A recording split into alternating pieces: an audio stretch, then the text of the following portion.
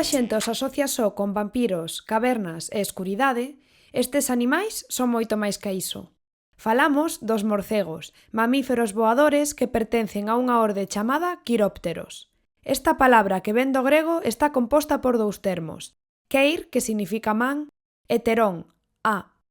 Porque si, os morcegos teñen as mans transformadas en as, e con elas dominan o ceo nocturno. Con máis de 1400 especies coñecidas, os morcegos son o segundo grupo máis diverso de mamíferos do planeta, só por detrás dos roedores. Insectívoros, fruxívoros, nectarívoros, en cada rexión unha especie distinta, pero en todas un animal fascinante, clave para os ecosistemas e rodeado de mitos.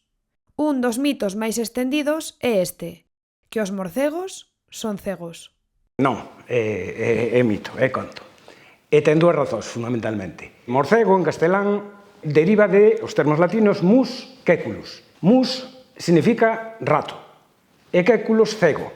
O sea, que o nome orixinal en latín era ratón cego. E en castelán eso foi derivando hasta o nome actual, murciélago, morcego.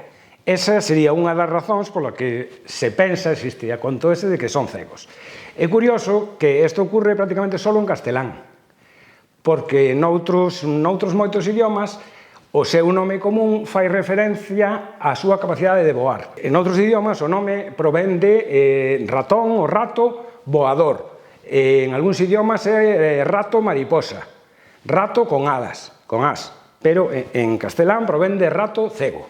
Entón, esa sería unha das razóns pola que existe a creencia esa de que son cegos, e outra das razóns é que a inmensa maioría das especies de morcegos, non todos, pero a inmensa maioría teñen a capacidade de guiarse por medio de sons. É o que se chama ecolocalización. Os morcegos emiten sons, e cando estes rebotan os obxectos, o eco devólvelles unha imaxe sonora da súa contorna.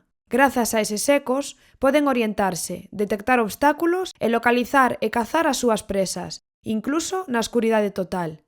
E foi precisamente esta habilidade tan sorprendente a que fixo que durante moito tempo se pensase que eran cegos.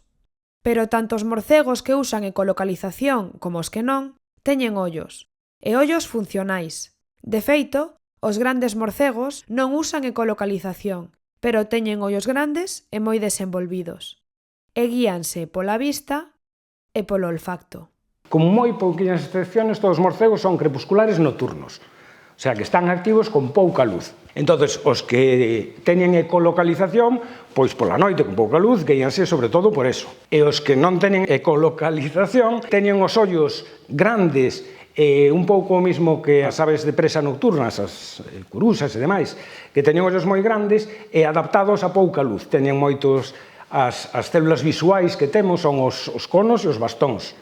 Os conos ven con moita luz, necesitan moita luz para ver, e os bastóns son os responsables da visión con baixa intensidade de luz. Entón, teñen moitísimos máis bastóns, estas especies nocturnas, e incluso con moi pouquiña luz son capaces de ver.